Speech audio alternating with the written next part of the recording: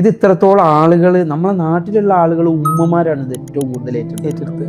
അതിനുള്ളൊരു റീസൺ, അതിനുള്ളൊരു ആൻസർ എനിക്ക് ഫസ്റ്റ് ദിവസം തന്നെ കിട്ടിയിട്ടുണ്ട്. ഞാൻ വീട്ടിൽ നിന്ന് ഇറങ്ങി 5 കിലോമീറ്റർ കഴിഞ്ഞാൽ പുത്തനത്താണി. അന്നൊന്നും ഞങ്ങളുടെ പുതിയ ഹൈവേന്റെ പണിയൊന്നും നടക്കുന്നില്ല. ഒരു 3 വർഷം 4 വർഷം മുന്നുള്ള കാര്യമാണ്. പുത്തനത്താണി കഴിഞ്ഞ് ബൈലത്തൂര് കഴിഞ്ഞിട്ട് താനാളൂര് എത്തിയ സമയത്ത് ഒരു വല്യമ്മ, അങ്ങനെ ഒരു നല്ല പ്രായമുള്ള ഒരു ഉമ്മ വടി കുത്തിയിട്ടുണ്ട്, ഇങ്ങനെ കുമ്പിട്ടിട്ട്. ഒരു മതിലിന്റെ മുകളിലാണ് അവരെ വീട്. അതിന് ഇങ്ങനെ താഴത്തേക്ക് ഇറങ്ങി വന്നു. ആ ഉമ്മാന്റെ മരുമക്കളൊക്കെ അവിടെ മേലെ നിന്നിട്ട് നോക്കുന്നുണ്ട്. അപ്പൊ ഈ ഉമ്മ കാത്തു നിൽക്കുകയാണ്. ഞാൻ വരുന്നത് ആരോ പറഞ്ഞിട്ടുണ്ടാവാം, ഒരുപാട് മുന്നിലുള്ള ആളുകൾ, അങ്ങാടിയിലൊക്കെ ആള് കൂടുന്നുണ്ടല്ലോ.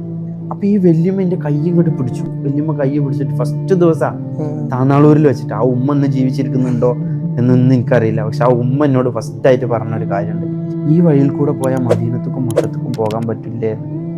ഇന്നെ പിടിച്ചു കുലുക്കിയൊരു ചോദ്യം. ഞാൻ ഇത്രയും 5 വർഷമായിട്ട് ഇതിനു വേണ്ടിയിട്ട് ഇറങ്ങുമ്പോൾ ചിന്തിക്കാത്ത ഒരു ചോദ്യമാണല്ലോ.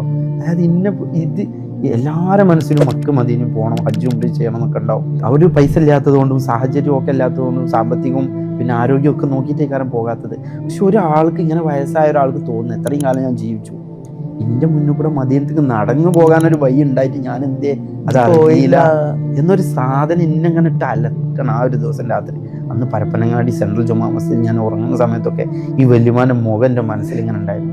എന്തുകൊണ്ടാണ് ഇത് ആളുകൾ ഏറ്റെടുത്തത് എന്നുള്ള ഒരു ഒറ്റ ഉദാഹരണം ഫസ്റ്റ് ദിവസം തന്നെ കിട്ടുക.